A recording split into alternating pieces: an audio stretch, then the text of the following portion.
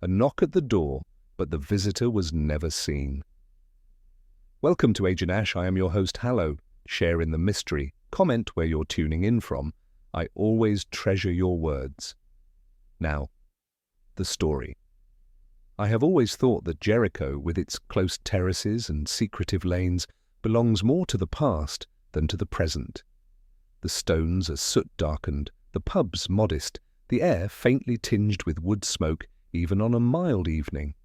That night, late in October, the bells of St. Barnabas drifted like tired voices across the quarter, their resonance muffled by drizzle. I remember because I, too, heard them through my window, glass misted from the whiskey beside me. But the man at the centre of it all heard something else. He was a Don long retired, living among his books and the odd company of photographs that he seldom showed to anyone. He had grown used to silence as one grows used to the limp in an old leg. Yet silence has its own fragility. He was reading, Horace, I believe, when the knock came. A single rapping at the door, not urgent, not hesitant. Simply there. He rose slowly, set aside his spectacles, and crossed the hall where the floorboards groaned in sympathy with his step. At the threshold he paused because something in him must have known that such a knock does not arrive without consequence. He opened to nothing, the fog of Jericho's alleys, the sheen of rain on cobblestones, the lamps spilling their meagre light. He waited. The sound of footsteps receding might have comforted him, but there were none. Only the drizzle and the faintest hiss of bicycle tires far away. He shut the door, muttered perhaps about boys playing tricks, and returned to his chair. He tried to read again, though he no longer took in the words. It is a curious thing, when an interruption passes without explanation, one continues to feel interrupted long after. He sat with his book, but he was no longer in the company of Horace. He was in the company of an absence, and it weighed heavier than the text. By morning he was found in his study. His housekeeper arrived punctually, as she had done for 20 years. She let herself in, carrying the faint scent of laundry soap and the clatter of her sensible shoes, and she called his name, as she always did. He did not answer. The door to the study was ajar. She hesitated, for there was a quality in the silence that unsettled her. Inside, the curtains remained drawn against the day, and he was slumped forward at his desk, head resting on the crook of his arm, as if in exhausted prayer. The candle had guttered into a pool of wax, and beside it lay his spectacles, folded neatly, as though he had chosen to see no more. It is said she did not scream. She merely backed into the hallway, placed her hand against the wall, and steadied herself before telephoning for help. The police came, as they always do, with their notebooks and their polite voices, but by the time I was called it was already late morning. The rain gone, the pavements washed clean. I should confess that I did not hurry. One develops a practiced reluctance to the early summons, particularly on a weekend. Yet something about the message, an old man, alone, a knock unanswered, drew me more than usual. Perhaps it was the melancholy neatness of it, like a half-solved crossword, where one suspects the missing clue will matter more than all the others. I walked up Canal Street, the air smelling faintly of coal smoke, though there had been no coal fires for years. The house was narrow, its brick damp and dark.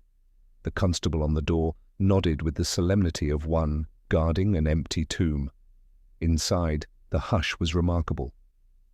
A house bereaved is always different from a house merely unoccupied.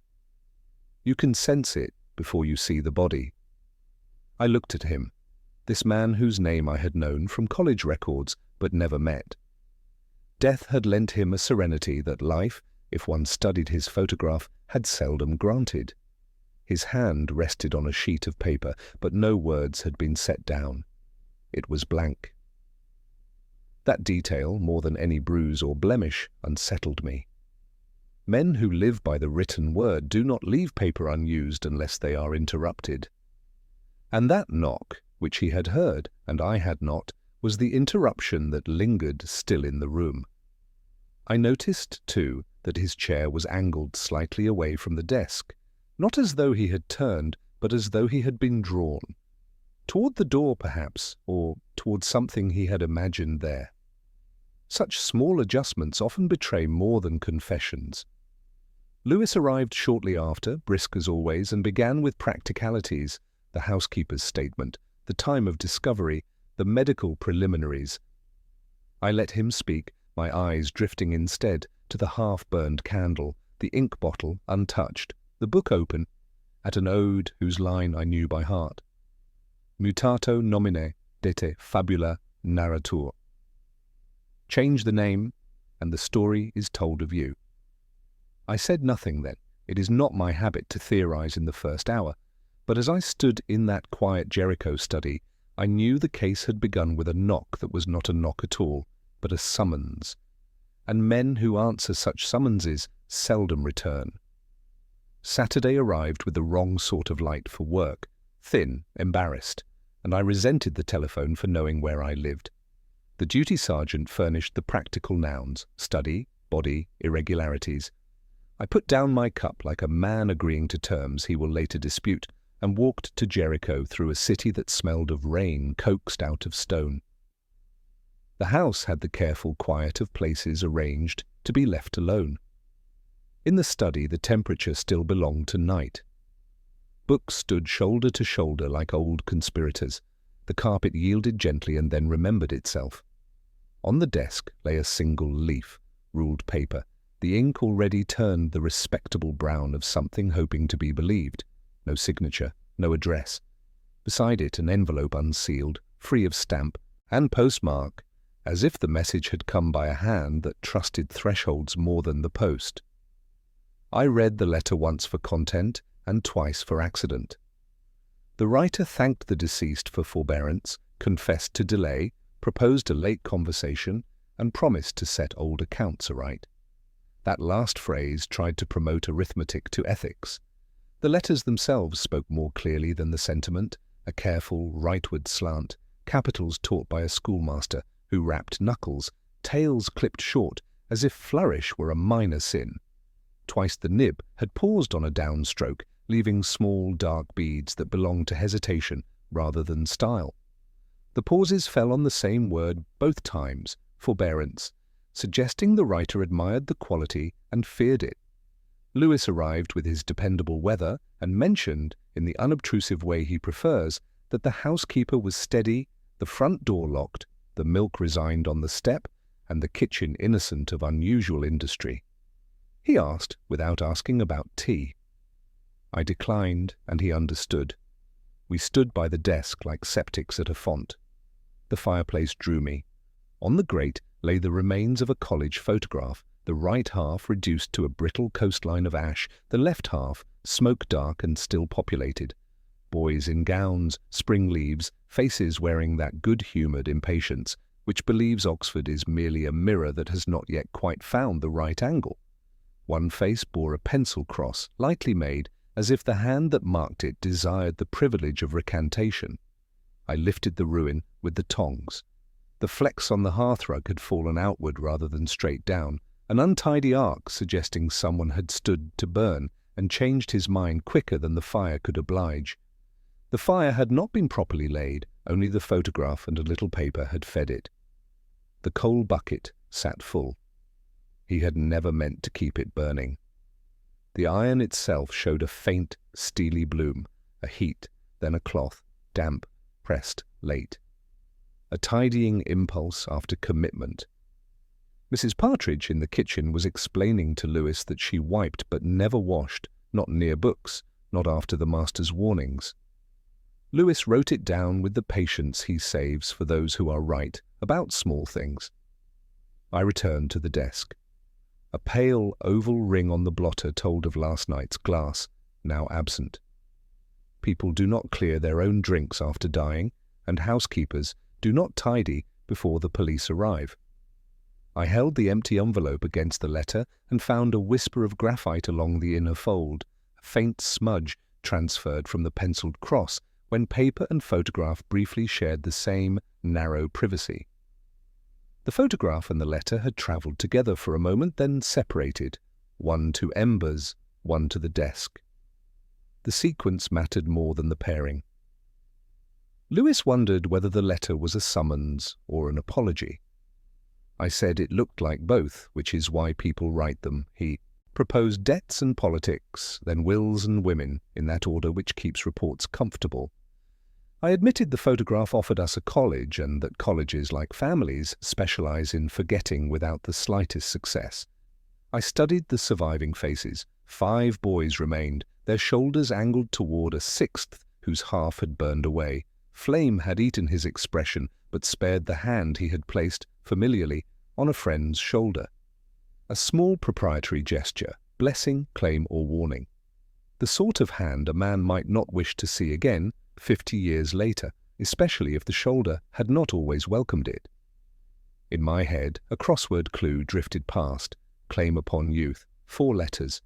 Hold would do, though grip felt truer. Before we left, I scanned the shelves.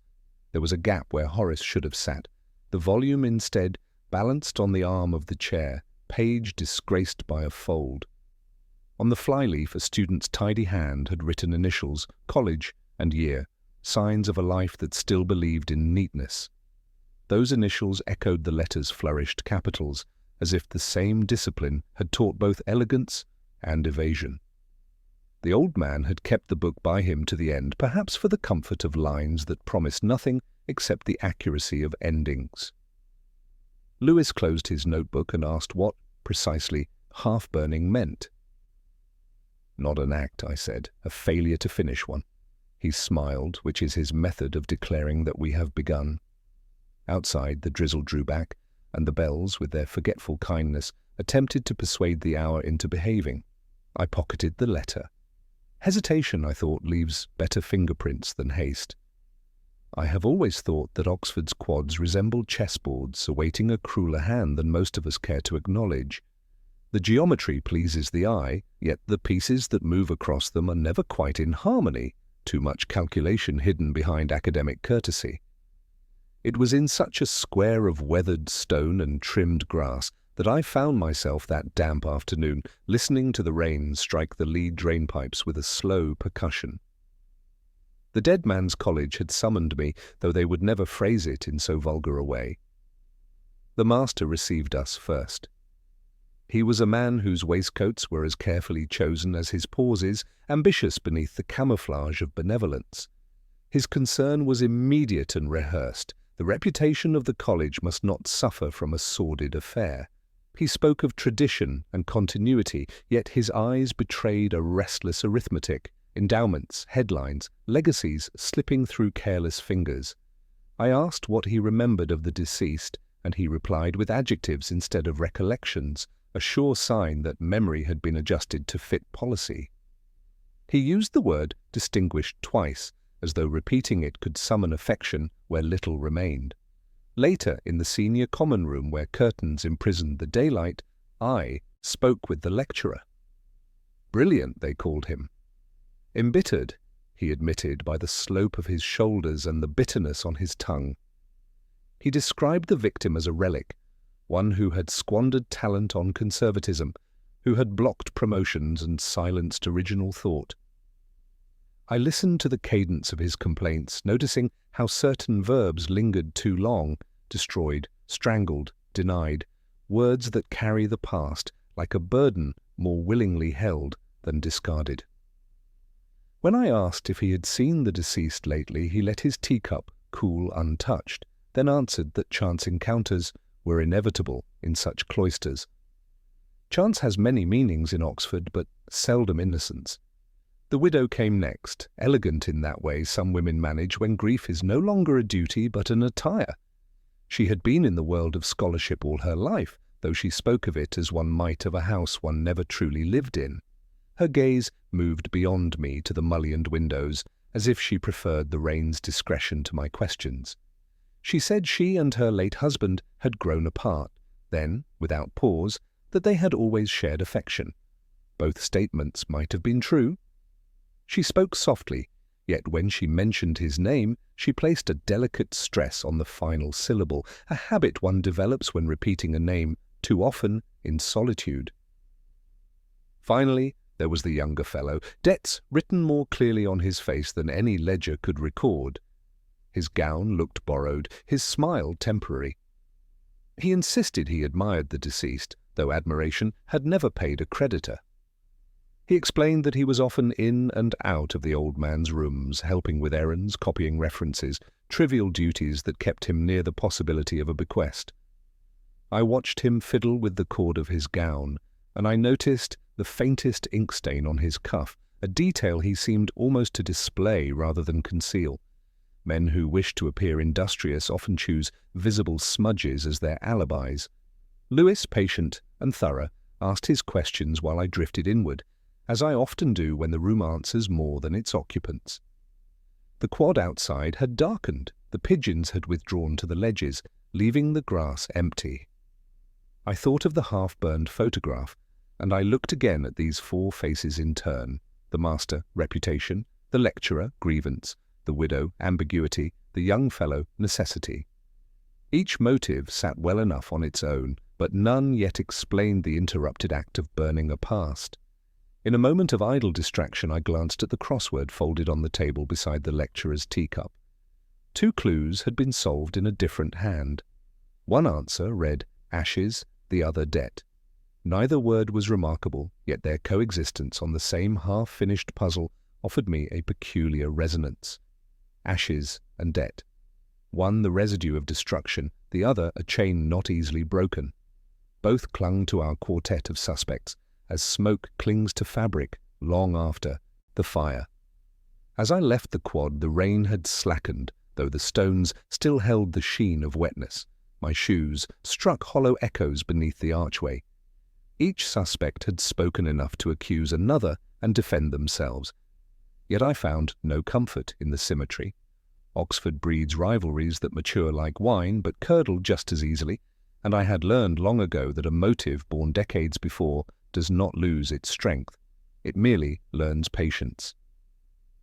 Lewis has a gift for the necessary conversations, the small exhumations of timetable and habit that others mistake for gossip. I let him move from staircase to staircase while I drifted into the senior common room, a place designed for the rehearsal of certainty. The air carried old smoke, floor polish, and the faint remnant of port no one admits to finishing. Outside, rain stitched lines across the quad. Inside, the lamps consented to a mild glow. On a low table near the hearth lay a broadsheet, folded over the crossword like a blanket left on a chair. I sat and allowed the room to forget me. Paper remembers the last warm pair of hands. I worked along the clues without intention, the way one hums a theme to find the chord beneath it. And there it was, at the foot of the column. Knock. Without answer. 5. I felt the old lift in the chest that comes when a word arrives before the pencil. Ghost, of course. Too pat, perhaps, and therefore interesting. I wrote it in with a blunt college stub someone had abandoned, and then considered whether I had solved anything at all, or merely stepped into the trace of another's thought. The grid told its own small story. Several answers had been completed in a confident, slanted hand, a few left blank, where crossing letters would have offered mercy. One entry had been erased and written again with force, the paper bruised. I touched the indentation. The recalcitrant clue had been rumour, then whisper, then finally hush, as if the solver had rehearsed secrecy and settled on silence as the most collegiate virtue. I lifted the sheet to check yesterday's date. The margin held a line of digits that looked like a telephone number but lacked the last 2. The page smelled faintly of cologne, spare and expensive, the kind one wears to be remembered by absence rather than presence. Our lecturer favoured a harsher scent, the master none at all. The younger fellow smelled of damp wool and anxiety, the widow carried a fragrance that preferred distance. The clue would not let me alone. Knock, without answer. It described not merely a door, but a method, a summons sent without the obligation of an encounter, a signal that could be made, denied, repeated, and misunderstood. Ghost was neat because it was theatrical. It was also lazy unless someone had wanted me to see it. Lewis eventually found me and delivered his harvest in the tone he might have used to order a sandwich. The porter remembered a figure at dusk on Thursday, hatless, in weather that advised hats. The librarian noted a book returned by no one, a phenomenon of honest libraries and deceitful cases. The bursar's clerk spoke of an account unfrozen last month, with authority no one questioned because it arrived on headed paper. Each morsel was sensible, and none fed me. I asked who used the common room after midnight. Lewis had a list, the lecturer too wakeful, the master too conscientious, the junior fellow too ambitious, and, occasionally, the widow who preferred the quiet chairs to her own house. He raised an eyebrow at that, and I told him some people choose neutral rooms to postpone the truth. When he left, I placed the paper as I had found it, preserving the position of the stub, the fold that hid the grid, the grease ghost of a thumb in the margin. If the crossword had been bait, the fisherman would enjoy thinking the float untouched. If it had been carelessness, someone would later scold themselves and, in that private scolding, reveal more than they intended. Ghost, I thought again, letting the word evaporate against my teeth. A presence that behaves like an absence, or the other way around. The college specialized in both. I met her in the room she preferred to the world, curtains persuading the afternoon to whisper, books aligned by color rather than need. Rain rested on the panes. She stood at the mantel with her hands folded, the right thumb quietly counting the left. She smelled of cedar and wet wool. She began without prompting, saying, "Grief arrives like a tide one learns by ear." I let it pass. She said she had never been clever with the books, not like her husband, that she had managed committees and tables and the small diplomacy that genius leaves undone. I agreed and watched her gaze toward Jericho's bicycle hiss. I asked about the photograph. "Photographs misrepresent happiness," she said, and when I mentioned the pencil cross, she answered that some faces invite it. The teapot was indecently delicate, its saucer recording every tremor. She poured without spill, and then remarked that the past is a foreign country. They do things better there. A stone lodged in my shoe. The sentence, much loved by people who like the sound of reading, does not say better. It says differently, and it belongs to Hartley, not a poet. I congratulated her on the memory of lines, and she wore ignorance like good cloth. She said she had no head for verse. Her husband corrected grammar with the same absent severity he applied to her forks. She knew china patterns, not sonnets, a graceful self-erasure that ends arguments before they begin because it denies the right to have one. We toured the room, naming objects to deny intentions. A program from an old opera season lay open, a penciled cross through Marguerite. I asked whether she and the deceased still dined together. "Not often," she said. "The college kept him the way the sea keeps its dead." She looked briefly pleased, then dismissed the line with a tilt of the head. When she described the last days, her sentences ironed themselves. He worked late, he received a note, he was unusually gentle. From whom she could not say. He despised gossip, she added, with a glance that suggested a life of conversations conducted at the edges of subjects. She assumed the matter concerned the college. In Oxford, I told her, assumption is a major subject. She smiled. I let silence do what silence does. Then I asked about poetry again. She preferred pictures to poems. The painter had written better to have loved and lost than never to have loved at all. There it was, the second burr. Tennyson, yes, but not a painter's wisdom, and never permission to choose ignorance. Rather, a bruise, politely described. Those who misquote it often wish to exchange pain for romance at favorable rates. Her hands betrayed more than her voice. The left bore the pale line where a ring had been removed. On the inside of the third finger, a graphite shadow lingered, so the cross on the photograph had travelled by that hand. Her claim to helplessness began to lose weight. She noticed my noticing and turned her palm inward. She asked whether the crossword in the common room had been solved. I said some clues had answered themselves. "Knock, without answer," I added. "Ghost," she replied, and pretended to search her memory. I wondered who had left the puzzle for me and whether she was used to leaving lures that appeared accidental. When I stood to go, she walked me to the door and proposed that my work must be dreadful. "Only repetitive," I said, "like listening to rain decide things."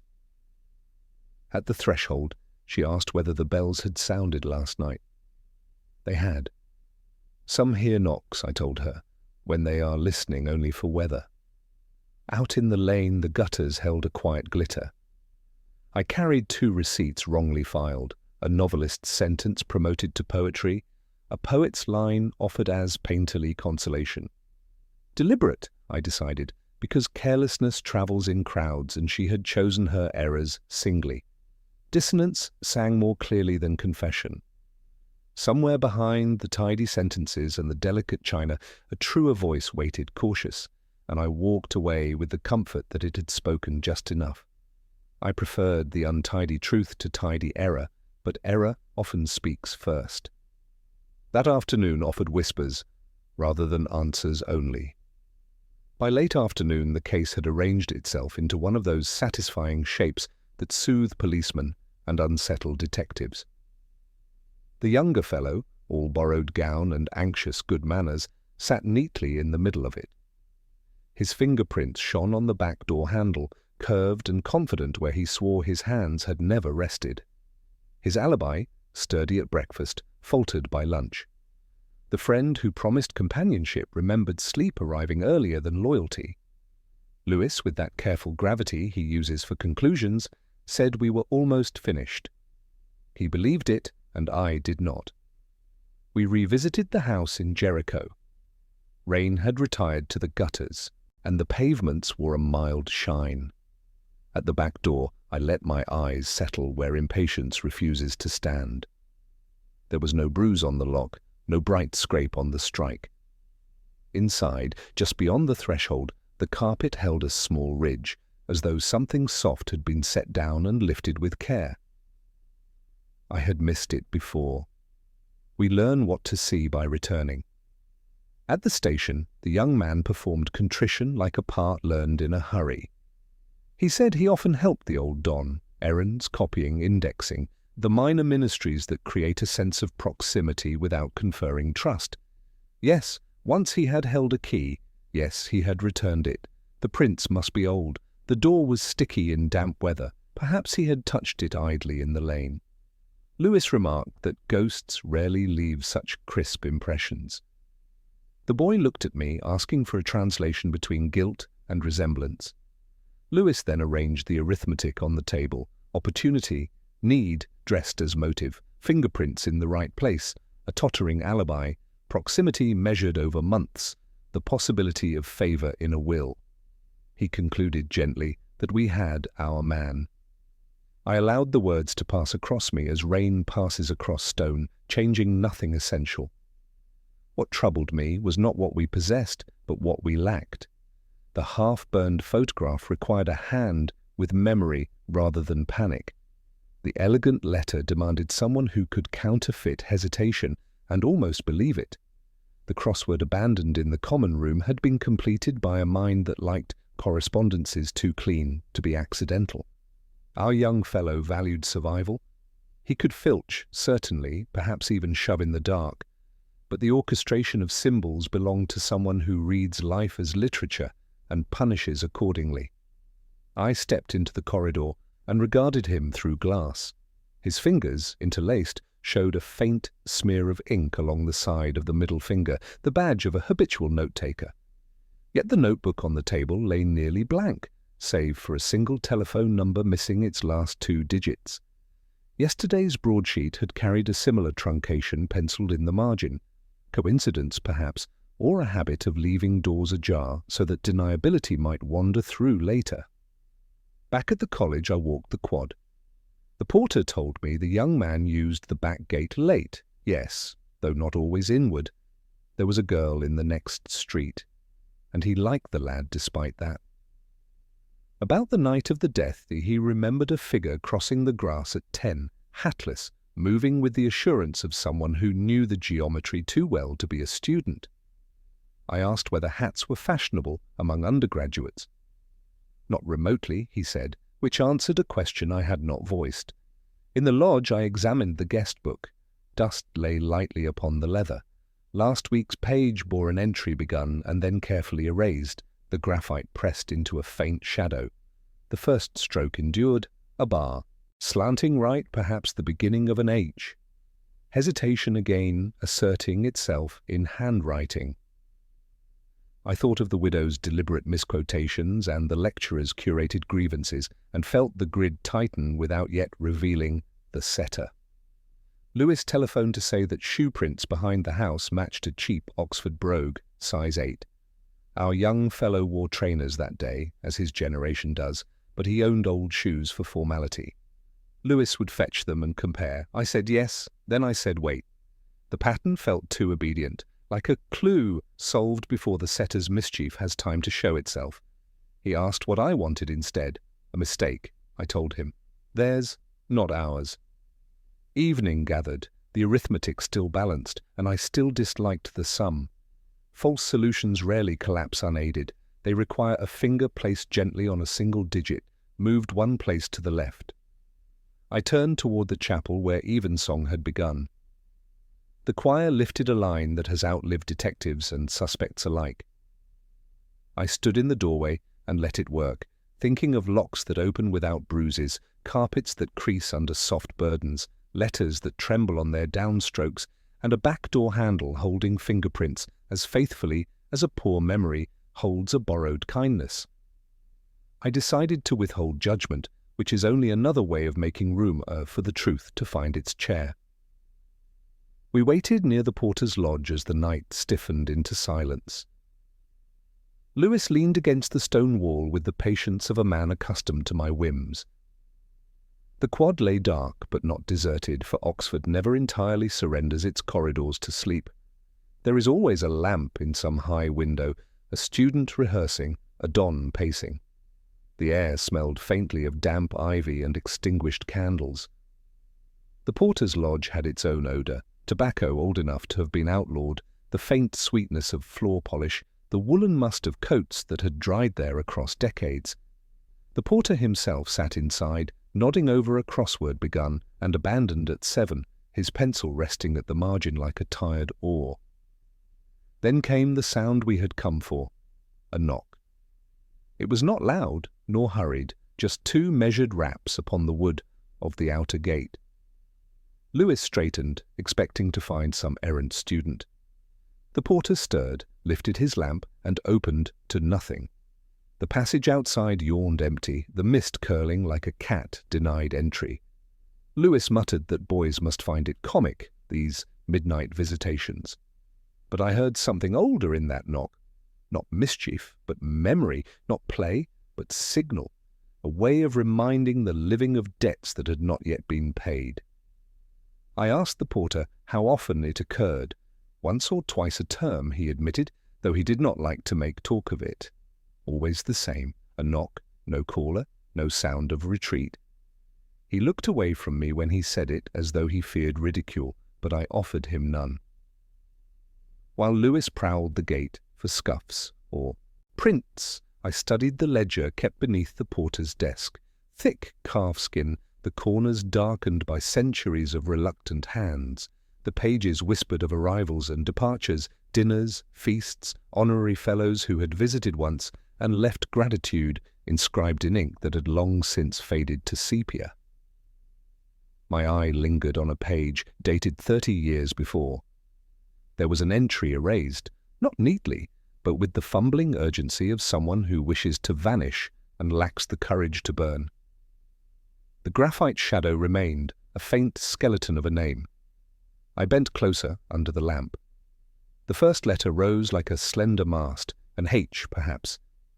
The second curved into what might once have been an A. The rest was too frail, too uncertain. Yet my memory walked back to the photograph retrieved from the fire, the row of young men, the pencil cross upon one, and beneath it the flourish of a surname beginning with the same 2 letters. I closed the book gently. Erasure never fully succeeds. It leaves its ghost on the page, just as the knock leaves its echo on the gate. The The past believes in permanence, even when men do not. Lewis returned, unconvinced. Nothing outside, he said, not so much as a footprint.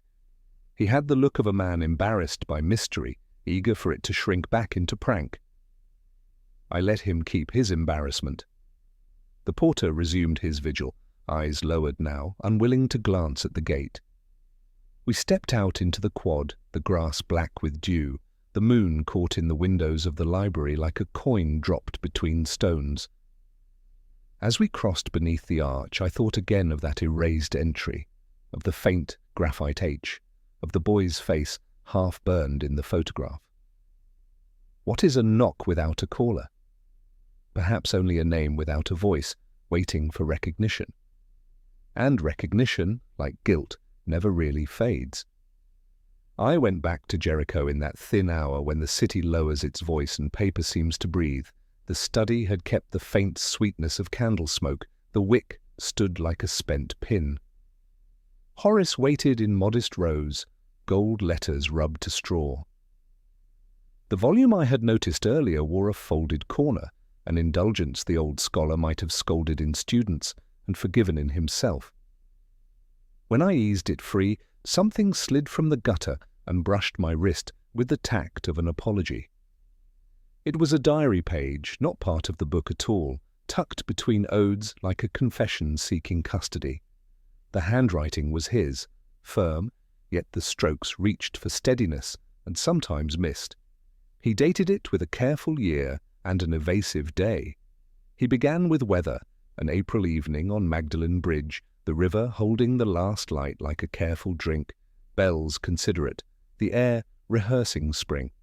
Betrayal at Magdalen Bridge, he wrote, a title rather than a remark.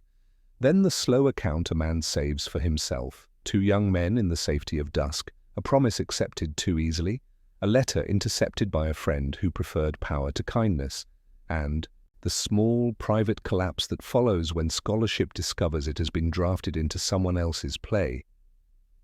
He did not name the friend. He allowed initials that could be read 3 ways, and he misremembered a line in precisely the manner I had heard it misremembered in another room. He confessed that he crossed the bridge again years later, after a dinner. He looked for the ghost of his former certainty and found only the logic of water. Toward the end, the ink thickened. Secrecy, he observed, stores interest more faithfully than any bank. He had been paying ever since. I read the page twice and let the Latin opposite speak its lean consolation. Non ebur neque aureum, not ivory, not gold, only the habit of endurance. The fragment shifted our quartet as a picture shifts when moved an inch. The master's zeal for the college's good began to smell like an old rescue performed for a chosen protégé. The lecturer's grievances acquired ancestry. The widow's poised errors felt less like ignorance than discretion. The young fellow's anxieties remained ordinary, but ordinary necessity often serves as courier for older debts. I turned the leaf to the lamp. The cut had been made by a blade that refused haste. Along the inner fold a faint smear of graphite lingered, the kind of transfer left when 2 pages are pressed together and parted regrettably late. Somewhere an answering sheet existed, a draft of the letter on the desk, perhaps, or the friend's handwriting sliding toward cowardice. I slid the page back between the odes and thought that poems do not argue. They simply refuse to lie. Lewis came in with rain on his coat and the comfort of measurements. The shoe print behind the house would not marry the young fellow's brogues by the width of a patience. Near, he told me, and near is often enough. I asked him to read the dated line. He did, and said it explained nothing. Explanation, I told him, is the last kindness the past bestows. Illumination is usually all it can afford. He let it rest, as he does when he judges me incurable, and asked what I meant to do with a bridge and a ghost. Listen, I said, water carries better than walls. We walked to Magdalen because some footnotes require stone. The river wore its habitual indifference. The parapet kept a memory of hands. The wet grit under the coping recorded a recent cigarette stub pinched out neatly, the paper scrolled tight as a college port list. I thought of the lecturer's fingers, ink quick and precise, of the master's tidy abstentions, of the widow's fastidiousness that nevertheless tolerated a graphite shadow on her ring finger. A cyclist hissed past like a discarded thought, and Lewis observed that betrayal, when titled, sounds rehearsed. The dead like to narrate themselves, he added. He was not wrong. On the way back I turned into the lodge. The porter, cautious as always with his own certainties, produced the great ledger. Under a raking lamp, the erased entry from Long. Ago yielded a skeleton of letters that rose with the same delicate assent I had seen beneath the half-burned photograph. The date wandered near the year named in the diary. Erasure never triumphs. It leaves its ash on the page. Ghost, I thought again. Not absence, but pressure. Past and present pressed together like a book, shut too firmly on a secret. In the study once more, I stood where the old man must have stood when he chose which past to burn and which to keep. He had set the photograph to the fire and hidden the confession in Horace. It was a scholar's division of labour, spectacle consigned to ash, meaning sent to ground. He had failed to finish both acts, and I could not decide whether failure had saved him for a time or only delayed the summons delivered by the knock that found no caller. That night I poured a whisky and forgot to drink it. Oxford grew quiet enough to make room for the pause between knocks. The case had acquired depth rather than direction, which suited me. Rivers teach more than canals. The diary did not offer a culprit, only a map of a wound, a love concealed, a career misshaped, a friendship converted into leverage. Accuracy is something betrayal teaches, and the dead man, even in hiding his page inside Horace, had been exact about what could not be repaired. The rest would come, as it usually does, when one listens for the word that is not written and finds it in the margin. By evening the story had stitched itself into a costume the police admired on sight, and, I confess, I admired for a minute longer than I should. The widow's poise had slipped in precisely the places where truth would have steadied it. Her misquotations clinked like mismatched cutlery.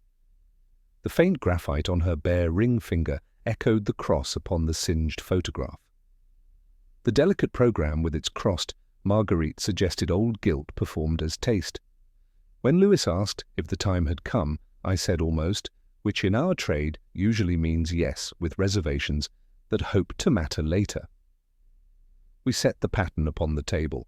She had motive, the diary's ghosted initials shaded into a name she could not forgive. Revelation would curdle status into scandal. Universities remember with choral precision. She had opportunity. No one thought odd her late walks in college rooms. The porter had learned, with the city's courtesy, to mistake her for furniture. She had tidy habits suitable for staging. The half-burned photograph offered theatre without commitment. The letter on the desk hummed with rehearsed hesitation. The knock at the gate belonged to anyone who keeps score in silence. I could see it. She summoned him with a note, set the past alight in the grate, failed to finish, and left the scene with a competence she could claim as housekeeping. Lewis telephoned the superintendent in a voice that made sure the weather would hold.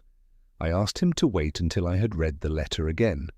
There is a particular humility acquired from crosswords solved too easily.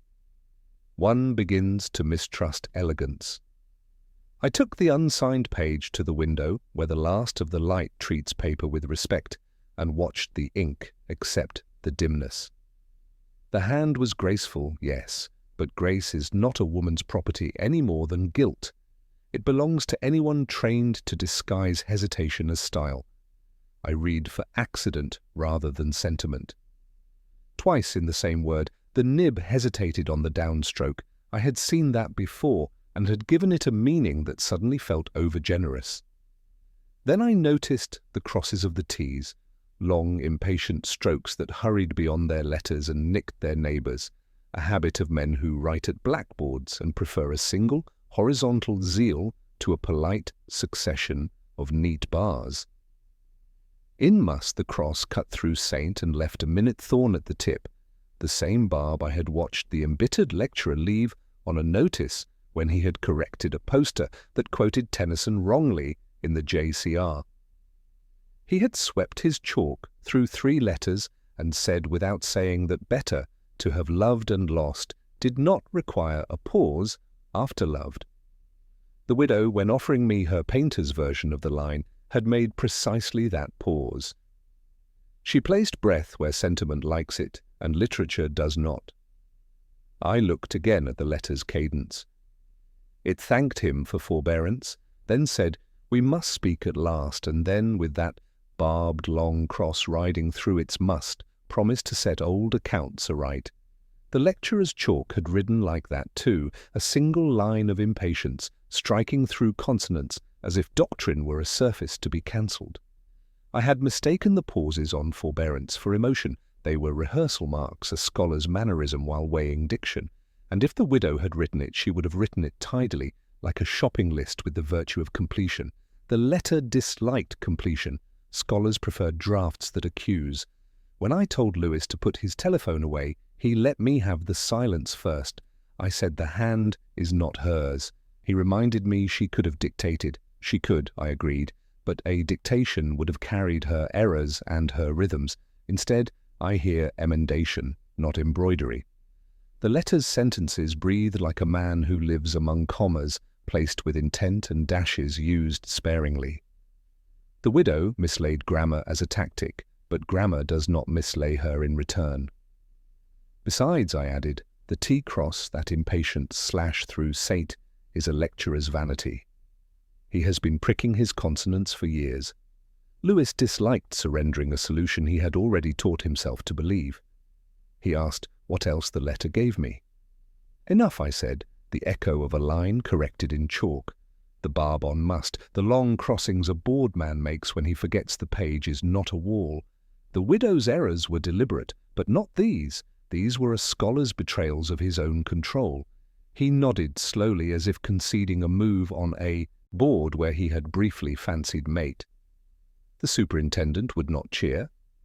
I stood with the letter and felt the neatness of my earlier theory unpick itself with a small, guilty relief. False solutions forgive us our haste in the exact measure that true ones punish it. I put the page back upon the desk. The room smelled of rain finding its way into old wood. Somewhere beyond the quad, unseen, someone rapped a door twice and waited for no answer at all. The library lent itself to judgment. High shelves loomed like jurors resigned to their duty. Dust settled into the creases of leather spines. The lamplight held steady, diffident, as though reluctant to witness what would be spoken. I chose that room deliberately. If truth were to be offered, it should breathe the air of paper, not of offices. They came with their practiced expressions. The master, smoothing his waistcoat as though propriety might still the tremor of his fingers. The widow, severe in black that refused grief but borrowed its outline. The younger fellow, pale, shifting his weight as though debt itself had taken the seat beside him. And the lecturer, whose bitterness had by then achieved the permanence of character, not mood. Lewis waited by the door, patient, unwilling to intrude upon the slow theatre I had arranged. I spoke not as one unveiling brilliance, but as a man repeating something he could no longer keep unsaid. The letter, I began, was never hers. It bore the habits of chalk, not china, of impatience, not delicacy. The widow blinked once, neither offended nor relieved, only curious as to what version of her life I was about to rehearse. The lecturer tilted his head in the way men do when rehearsed objections prepare themselves, and I pressed on. The knock, I said, was not prank nor haunting, but signal, a way of saying, I am here, a way of summoning not company, but memory. It had recurred at the gate for years, long after the scandal had been folded into silence. The porter's ledger bore its faint ghost. The diary confessed to betrayal at Magdalen Bridge, where a letter had been intercepted, a promise unmade, and you, my eyes held, the lecturer, chose to remind him. You summoned him with a rap that required no caller because you had already stolen his confidences once before. He smiled then, brittle, as though I had congratulated him on wit rather than accused him of murder. He spoke, soft enough to force us to lean forward. He said the Don had lived long enough to mistake his betrayals for accidents, his cruelties for oversight. He said a man who once denied another love does not deserve the dignity of scholarly remembrance. The widow looked down at her hands. The master polished a cufflink that had not asked to be touched. Lewis broke the silence. "Anger," he said, "doesn't make a killing." The lecturer turned on him, voice still quiet, saying that it was not anger, but recognition, that some debts call themselves in without interest, that when the victim confronted him in the study, the words arranged themselves into verdict. I watched his mouth as he spoke. It shaped forbearance with the same hesitation that had thickened the ink in the letter. The past had written the page long before the pen moved. The younger fellow shifted again. He whispered that he had heard the knock once himself, late one evening, but had dismissed it. The widow raised her face at last. She said the knock had visited her too, years ago, when she was still a wife learning how to be invisible. She had not answered, she added, because some summons are meant to be endured, not obeyed. I let the room breathe. The shelves sighed with the weight of unsaid words. My revelation had not been spectacle, but adjustment. The grid realigned, the false clue replaced with the setter's true mischief. The lecturer stood not to flee, but to make his last argument. He said the Don's death was not murder, but punctuation, that he had merely supplied the full stop to a sentence written decades before. Lewis stepped forward then, and the formalities resumed. The master exhaled, relieved that reputation might yet survive if managed carefully. The younger fellow looked both freed and diminished. The widow remained still, as if a confession not hers had none the less removed a stone from her chest. I remained in the library a moment longer after the door had closed on them all. The dust floated in the lamplight like small verdicts unclaimed. I thought of the knock, its echo, its emptiness, a signal, yes, but also a question. What remains after betrayal has finished its work? The answer, I suspected, was silence, and silence had already claimed the room. After the arrest, Lewis walked with me as far as the lodge and then dissolved into his own quiet weather. He said he would see me in the morning. I let the promise trail behind like a coat shaken from the shoulders. The library door settled with the discretion of old wood. On the desk, the charred photograph waited in its fire scar, kept like a guilty ember I had refused to crush. I lifted the brittle rectangle with 2 fingers. On the left, the survivors stared with the insolence of youth that mistakes appetite for destiny. On the right, the flame had composed its verdict, a face gone, a hand remaining, laid across another boy's shoulder with a claim that had once felt innocent and later did not. A little ash loosened and fell to the blotter in specks like commas that would never resolve their sentence. I poured a glass of red wine and let it stand. The dark disc hardly moved. I set an opera record on the turntable and forgot the needle. Silence performed the overture better than the grooves. I trust the first minutes after a case decides itself. The mind rehearses each misstep and forgives none. When I finally drank, the wine tasted faintly of iron and air. It suited the evening. Youth is an arithmetic that cheats. Those boys believed time would repay principal with interest and waive the fees for charm. The college colluded. Debts could be negotiated at high table, history rewritten with a toast, the bridge taught otherwise. On Magdalen, the river keeps no minutes and accepts no apologies. The dead man had served an apprenticeship in disappointment for half a century, and still the knock arrived to collect. I thought of the widow with her curated mistakes, the lecturer who trusted punctuation more than mercy, the master drafting a statement to rescue reputation from accuracy, and the younger fellow measuring sleep in installments. I have never cared for tidy morals. People do what they can, then what they must, and only afterward decide what they meant. The photograph wobbled slightly in my hand. Along the unburned margin, someone had written a year that refused the ledger. A smudged pencil corrected it sideways by a single digit. the timid amendment of a memory unwilling to surrender. I realized what had itched all afternoon. The cross over the lost boy's face had been made by the left hand. Pressure curves differently. The tale bends where right-hand certainty does not. The widow's graphite had darkened the inside of her ring finger, but her grip had been cleanly right-handed. The cross belonged to another's practice, not hers. I put the record spinning and lifted the arm again after the first bar. Enough, the knight preferred quiet.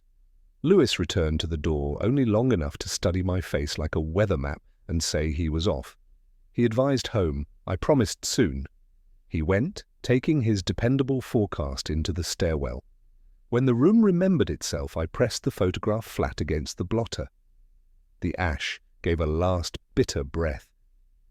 I considered the lives unlived, the boy whose face the fire had taken, the man who kept crossing the bridge long after it could carry nothing, the woman who survived by misquoting herself into safety, the scholar who built a gallows out of grammar and called it justice.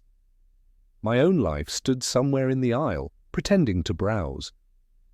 I returned the picture to its envelope and slid it into the drawer. The turntable kept its mechanical prayer. Outside, rain began again, as if the city were practicing contrition. I switched off the lamp. The room stayed, as rooms do, waiting for someone else to explain it. I listened to the dark for a long while and heard only the small patience of water. I slept badly, as if the city had kept my eyelids on a string. The case lay concluded, filed where tidy endings learn to sit up straight, yet my rooms still carried the stale incense of thought. I left the opera record on the table. Mist pressed a cool hand to the windows and waited to be invited in. I made tea and let it go cold, then poured a small whiskey and let that go warm. Oxford after midnight becomes a monastery of unwilling monks. I stood by the bookcase reading titles I had long since decided not to read. Somewhere in the street a bicycle bell rang once, a creature asserting its right to pass. The knock came, then. 2 raps, the second more certain than the first. Not loud, the sort of knock a memory makes when it wants to be mistaken for weather. I felt a small flare of amusement, which arrived dressed as irritation. Some boys, I thought, or a neighbour rehearsing apology. But I knew the rhythm and I knew the courtesy of its restraint. I opened the door to absence. No stairs creaked, no air moved in. The corridor smelled of damp dust and penny paint. A puddle at the turn had gathered the landing light.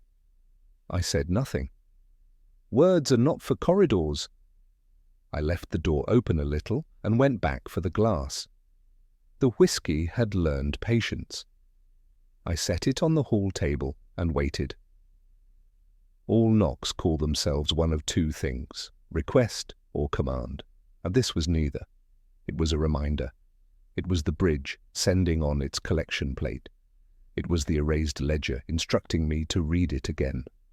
I thought of the lecturer and his long crossings of letters, of the widow misplacing lines with practiced grace, of the young fellow counting survival as scholarship, of the master's waistcoat trying to look like armour. The dead man most of all, setting a photograph to flame and hiding a confession in Horace because meaning prefers paper to theatre. I stepped back to the threshold as if the case had returned and was politely waiting its turn. There is a trick in crosswords where an answer reappears with a different face. I held the door edge and let the echo conduct itself along the wood. Knock without answer. I had written ghost and been pleased with neatness. A better answer stood in the margins of this night, debt. I closed the door and felt the latch achieve its small conclusion. The room remembered my shape and resumed its duties. I turned the record sleeve and read the names of singers who understood that sorrow requires discipline. The street below went on being patient. When I finally sat, the chair reported its joints with the honesty of old furniture. I looked at the envelope that held the photograph and did not open it. The past enjoys visitors. It seldom repays them. My glass had gathered a circular clarity at its centre. I lifted it and in the hollow I saw the bridge, the gate, the smudge in the ledger, the desk's untouched letter, and the foolish arithmetic of youth. None of it asked for permission to go on. Another sound came then, but not a knock, a lift cable tightening, a distant latch being reasoned with, the soft rehearsal of dawn. I left the window uncurtained. Oxford is loveliest when it believes no one is looking. I finished the whisky and set down the glass. I did not wait for a second visitation. Doors must keep faith with their hinges. I went to bed and lay listening to the building consider itself. Somewhere a pipe consigned a last mouthful of water to memory. I closed my eyes as one who has learned the statistics of answers. I heard the corridor breathe once, and nothing more.